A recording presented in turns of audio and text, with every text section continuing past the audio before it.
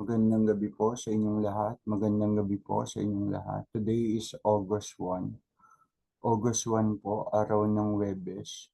Tomorrow, August 2, araw ng Biyernes. Huling araw namin sa paggawa bilang mga guro sa pampublikong paaralan. Kinailangan kong huminto sa ating pag-aaral ng mga salita ng Diyos nung nakaraang araw kasi kailangan kong pagnilay-nilayan ang mga nangyayari sa aking buhay. Ang mga nangyayari sa aking buhay at ano ang aking mga ginagawa. Okay naman po ang naging resulta, okay naman po ako. So, ang nangyari, tuloy na tayo sa ating pag-aaral tungkol sa mga salita ng Diyos. Bilang pasimula po, tayo na muling magdasal. Ako po'y samahan ninyo. Sa ngalan ng Ama, ng Anak, ng Espiritu Santo. Come, Holy Spirit, fill the hearts of the faithful, and enkindle in us the fires of thy love. Send forth the Spirit, and they shall be created, and they shall renew the face of the earth. Glory be to the Father, and to the Son, and to the Holy Spirit, as it was the beginnings, now and ever shall be, world without end. Amen. In the name of the Father, the Son, the Holy Spirit. Amen. Salamat po sa inyong pakikiisa sa ating pananalangin. Tuloy na po tayo. So ang ating pag-aaralan ay ang Ebanghelyo para sa araw ng bukas, August 2, 2024, araw ng Friday. Yan po ang Ebanghelyo pong itong ating pag-aaralan ay ang gagamiting Ebanghelyo para sa mga misa sa ating mga Katolikong simbahan. So, simulan na po tayo. Share screen ako. Ano po ang ating ebanghelyo para sa araw ng bukas.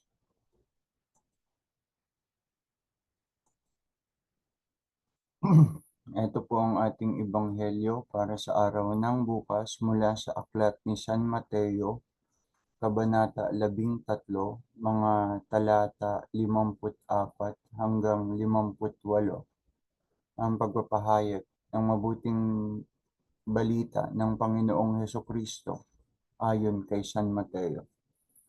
Umuwi siya sa kanyang bayan at nagturo sa kanilang sinagoga. Nagtaka mga nakarinig sa kanya kaya't kanilang itinanong saan kumuha ng ganyang karunungan ang taong iyan. Paano siya nakakagawa ng mga himala?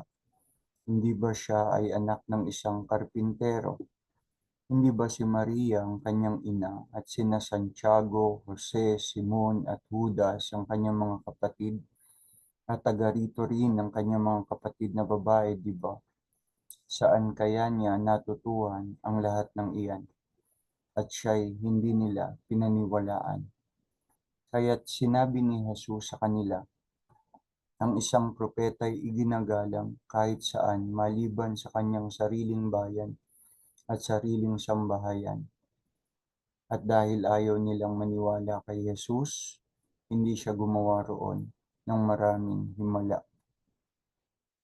na mabuting balita ng ating kaligtasan. Stop share na po ako.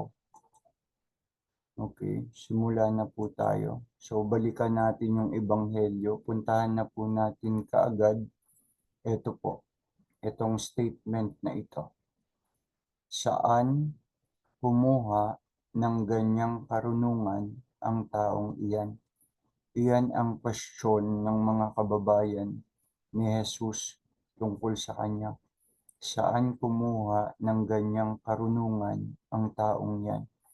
Underline po natin yung salitang karunungan. May I relate to you yung aking karanasan nung ako pa po ay nagtuturo sa isang private Catholic school sa Blumentritt sa Laloma. Sa isang pagsasanay, alam niyo po kasi kami mga guro sa pribado, alam ko sa pribado at pampublikong paaralan, nagkakaroon kami ng mga seminar, patuloy na pagsasanay tungkol sa edukasyon. Layunin nito ng mga pagsasanay na ito ang paunlarin pa ang aming kasanayan sa pagtuturo. So, sa isang seminar, nung ako po'y nasa private school, una kong na-encounter yung tanong na, What is the difference between knowledge and wisdom? Anong pagkakaiba ng kaalaman sa karunungan? Okay? Saan kumuha ng ganyang karunungan ang taong iyan? Karunungan, hindi kaalaman ang sinasabi. Underline, karunungan. Na-encounter ko po dun sa pagsasanay namin yung tanong, what is the difference between knowledge and wisdom? Doon lang pumasok sa isip ko ang isipin, ay, meron ba silang pagkakaiba? May pagkakaiba ba ang knowledge at wisdom? Then, over time, sa aking pag-aaral, natuklasan ko na meron ngang pagkakaiba. Ang pagkakaiba, ang kaalaman o knowledge ay nagmumula sa mga karanasang pinahintulutan o pinahihintulutan ng Diyos na mangyari sa ating mga tao.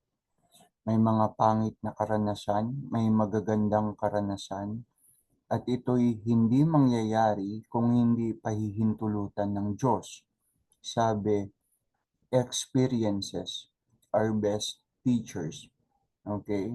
So mula sa mga karanasan, nagkakaroon tayo ng mga pagkatuto o kaalaman. Bukod sa karanasan, pinanggagalingan din ng kaalaman ang kasanayan. Okay? Pinanggagalingan din ng kaalaman ang pagkakaroon ng kasanayan. Ang kasanayan ay bagay na naituturo o natutunan mula sa mga training, mula sa mga pagsasanay.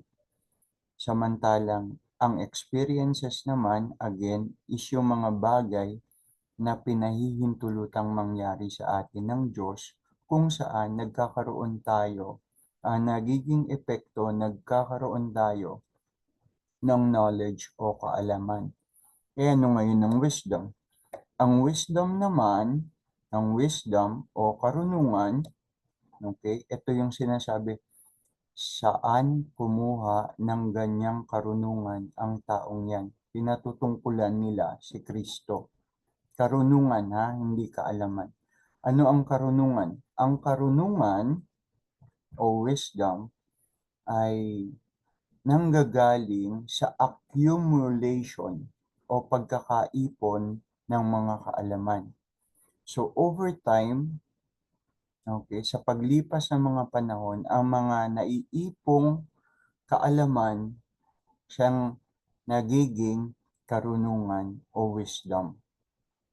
So, samantalang ikalawa pa, ang wisdom din, okay, ang wisdom din ay pwedeng mapatungkulan kung ang isang tao'y may unawa o understanding. So ano na? Wisdom is to knowledge and wisdom is to understanding. While knowledge is to experience and skills. Ngayon, over the years, naiipon ng mga kaalaman o knowledge. Ngayon, ang knowledge, ang kaalaman, provision nga yan ng Diyos. Na dahil sa kalooban ng Diyos, nangyayaring magkaroon tayo ng mga kaalaman o knowledge. Kasama sa wisdom ang pangunawa. Ang pangunawa naman ay regalo ng Diyos. Isang biyaya. Okay? Isang biyaya. So lahat iyan ay biyaya. May tatlong major part. May tatlong major part ang sinasabi ko sa inyo. Wisdom, knowledge, and understanding. Lahat ng yan, all in all, kung isusuma natin, hindi nagmumula sa ating mga sariling pagod. Ang lahat ng yan, provision ng Diyos. Kahit sabihin mong matalino, puntahan natin yung understanding. Kahit sabihin mong matalino ang isang tao, hindi ka pag-conclude agad na yang matalinong taong yan may unawa. Nakakita na tayo ng mga taong sinasabing sila'y matalino dahil sila'y may mga titulo, okay?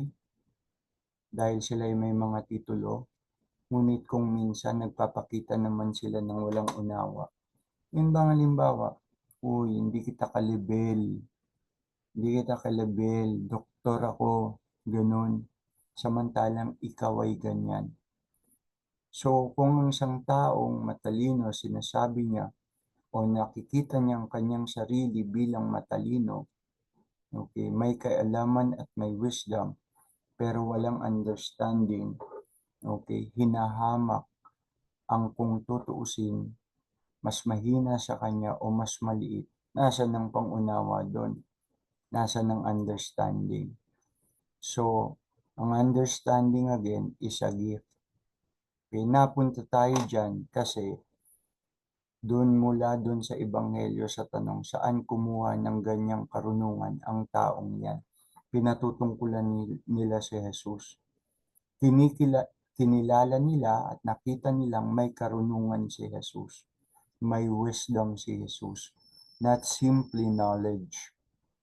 Pero question sa kanila yon kasi ang sinasabi nila, alam natin ang background ng taong yan. Alam natin ang background ng taong yan. Kilala natin yan bilang anak ng karpintero. Baka meron pang lang. Kilala natin na ang taong yan, anak ng karpintero. Baka meron pang lang. Karpintero lang. Anak ng isang abang babae. So, question sa ang karunungan ni Jesus na sinasabi nilang tao, saan nanggaling ang karunungan ng taong yan. Question sa kanila dahil sinasabi nila ang kanyang pinagmulan, ang kanyang mga magulang.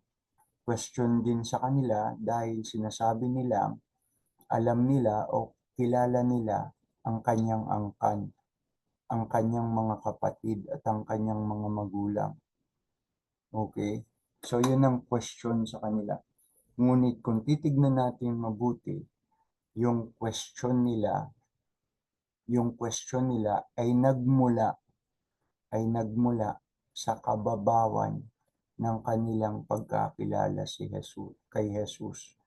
Mababaw ang kanilang pagkakilala nila kay Jesus. Hindi talaga nila kilala si Jesus.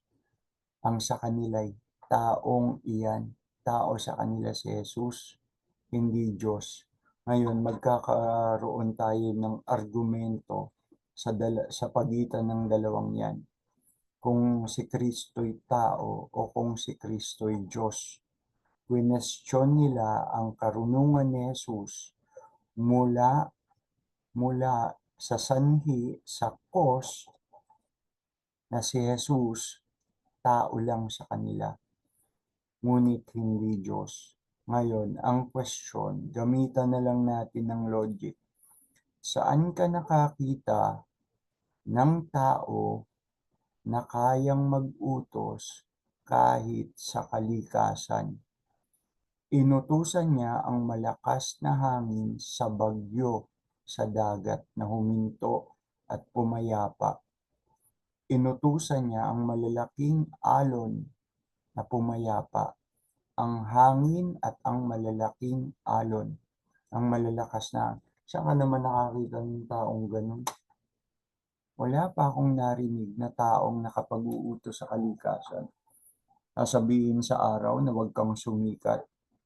Sasabihin sa araw na huwag kang lumubog. Di pa ako nakakitang tao na nakagawa ng ganun. Kung tao nga lang siya. Yun ang logic ko. Malulusutan ba natin ang argumentong yan? Saan ka rin nakakita ng tao na nakapag-uutos sa isang demonyo? Inutusan niya ang 7 demonyo na lumayas sa babaeng kanilang inaalipin. Si Maria Magdalena, inalipin ng 7 demonyo.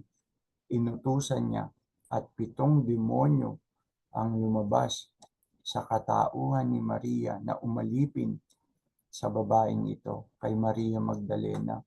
7 demonyo. Paano yung 100 demonyo na inutusan din niya at pinapunta sa mga baboy na nagpatihulog sa bangin at nalunod sa katubigan. What is your name? My name is Legion, for there are hundreds of us. Ang pangalan ko'y Legion, sapagkat kami mahigit sa 100. Mahigit 100, napakaraming demonyo nun. 7 demonyo na lang, marami na yon. Sobra-sobrang sama nun ang magagawa sa tao. Ano pa yung mahigit 100? Saan ka nakakita ng taong makagagawa ng ganun? Makapag-utos sa kalikasan kung ano ang mangyayari at makapag-utos sa demonyo. Saan ka rin nakakita ng taong nagawang mabuhay? Huwag niyo sabihin kasi pinahintulutan ng Diyos na siya'y mabuhay. Ginusto ng Diyos na siya'y mabuhay. Nabuhay siya hindi dahil sa sarili niyang kapangyarihan. Sobra-sobra namang kapangyarihan ng binigay ng Diyos kung tao lang yan. Taong binigyan ng kapangyarihan para sa kalikasan. Taong binigyan ng kapangyarihan na utusan kahit na ang demonyo. Kapangyarihan na muling mabuhay. Sobra-sobrang kapangyarihan naman yan para ibigay sa tao. Hindi lang siya tao. Magtatalo tayo sa paniniwalang yan. Kung paniniwalaan yung tao si Kristo at ako naman paniniwalaan kong Diyos si Kristo ang Panginoong Yesus. Gamitan natin ng logic. Okay? Gamitan natin ng logic. Ngayon, sa patuloy. Pagkatapos niyan, pag-usapan natin yung talata 57, talata 57. At siya'y hindi nila pinaniwalaan. Hindi pinaniwalaan si Jesus. Bakit? Yun nga, naging question sa kanila, babalikan natin ang kanilang pagkakilala kay Jesus. Tao lang yan. Tao lang yan. Ngunit saan kumuha ng ganyang karunungan ng taong yan? So yun talaga ang pagkakakilala nila kay Jesus. Tao si Jesus. Pero kung pag-aaralan natin ng buo ang Biblia at hindi putol-putol, makikita natin hindi nga lang tao yung sinasabi niyong tao na yan. Diyos yan at Panginoon. Okay, Diyos yan at Panginoon. May tao bang kayang bumuhay ng patay? Ang tao bang kayang bumuhay ng patay? Sobra naman yun. Isa pa yun. Isa pa yung one. Isa pa yung dahilan na pag-uusapan natin. Kung si Kristo ay tao lang, bakit may kapangyarihan siyang bumuhay ng patay? Okay. Lumabas ka dyan, Lazaro. Lumabas ka dyan, Lazaro. Ilang araw nang patay yung tao, binuhay niya. Okay. Little girl, arise. Yan, nag-uutos mula sa kamatayan, kayang bumuhay. Sobra-sobra namang kapangyarihan niyang binigay para sa isang kung tao lang siya. Okay? For every cause, there will always be an effect. Yung talata 57 at siya'y hindi nila pinaniwalaan. Ang cause o ang sanhi, hindi nila siya pinaniniwalaan dahil ang sanhi, question sa kanila ang pagkakakilala nila kay Jesus. Yun ang sanhi ng hindi nila paniniwala. Pagdating naman sa talata 58, yun na ang epekto. May tinatawag tayong cause and effect, the concept of cause and effect. For every cause, there will always be an effect. Ano ang cause ng di nila paniniwala? Ang cause, question sa kanila ang kalikasan ni Jesus. Ang epekto, di sila naniwala. Ngayon, yung epekto na hindi sila naniwala, okay, ay naging sanhi din upang si Jesus hindi na gumawa roon ng maraming himala. Makikita natin yon sa talata 58. At dahil ayaw nilang maniwala kay Jesus, hindi siya gumawa roon ng maraming himala. So what is the lesson? Dahil sa atin palang mga hindi paniniwala, may epekto pala ang di natin paniniwala. May epekto pala ang wala nating pagkakaroon ng pananampalataya sa magagawa ng Diyos o sa gagawin ng Diyos sa atin. Tayo'y nagiging hindrance sa mga blessings na maaari na sana nating natanggap. Ngunit dahil sa hindi natin paniniwala, hindi nangyayari. So anong lesson? Anong lesson? Matutunan natin na kailangan nating maniwala. Alisin natin sa ating mga sarili ang pagdududa. Magkaroon tayo ng pananampalataya. Dahil kung hindi, kung minsan, nagiging dahilan ito, nagiging cause upang ang Diyos hindi maibigay sa atin o hindi ibigay sa atin ang mga biyaya na dapat sana'y sa atin na. So again, ang lesson ng Ebanghelyo, 1, laliman natin ang ating paniniwala sa kalikasan ni Jesus. Hindi lang siya tao. Ang argumento, may tao bang kayang bumuhay ng patay? May tao bang magagawang muling mabuhay mula sa kamatayan? May tao bang makapag-uutos sa daan-daang demonyo? May tao bang makapag-uutos sa kalikasan? Halimbawa, hindi niya pasikatin ng araw, hindi niya palubugin ng araw. Okay? Patigilan ng malakas na hangin, patigilin ng malakas na hangin, papayapain ng malalakas na alon. May tao bang ganun sa kasaysayan? Wala pa akong narinig ng taong ganun. Okay? Wala pa ako. Ngayon, kung meron kayong alam, message nyo ako, sabihin nyo sa akin. Titignan ko kung totoo. Okay? Titignan ko, babasahin ko at pag-aaralan kung totoo. Wala pa talaga ako nakitang ganun. Kaya buong ang paniniwala ko na yung Jesus na yan, hindi lang yan tao. Iba sa paniniwala ng kanyang mga kababayan sa kanya. Yung mga kababayan ni Jesus, hindi naniwala sa kanya. Dahil mababaw nga ang kanilang pagkakakilala kay Jesus. So una, laliman natin ang paniniwala kay Jesus. Saliksikin nga nating mabuti ang Jesus na yan. Sino yung Jesus na yan? Sa argumento na tao ba yan o Diyos? Magtatalo tayo. Pero wag naman sana tayong mag-away. Pero ako, buong puso, buong isip akong naniniwala na ang mga nagawa ng Jesus na yan ay patunay na siya'y hindi tao lang. Hindi tao lang yan. Kalawang lesson, may epekto ang di natin paniniwala o pananampalataya.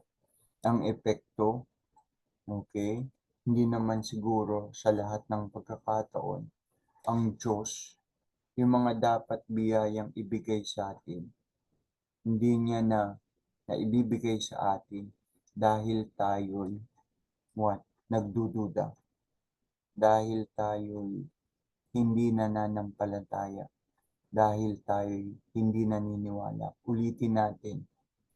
At dahil ayaw nilang maniwala kay Jesus, hindi siya gumawa roon ng maraming himala. Nabiyayaan na sana sila kung sila'y naniwala, in other words. Ngunit dahil hindi sila naniwala, Hindi siya gumawa roon ng maraming himala. Tayo'y manalangin. Sa ngalan ng Ama, ng Anak, Espiritu Santo. Amen. Panginoong Diyos, kahit magtalo sa aming mga isip kung sino ka nga ba talaga, kung ikaw ay tao o Diyos, bigyan mo sana kami ng grasya na tunay naming makilala ang iyong kalikasan, ang iyong pagkatao o ang iyong pagka-Diyos. Ikaw ay tunay na tao at ikaw ay tunay na Diyos, true man and true God. Palakasin mo ang aming paniniwala sa mga turo mo na mula sa paniniwala nangyayari ang maraming bagay. Pinagaling ka dahil sa iyong paniniwala. Humayo ka na, ang wika ni Jesus sa mga taong ginawa niya ng himala.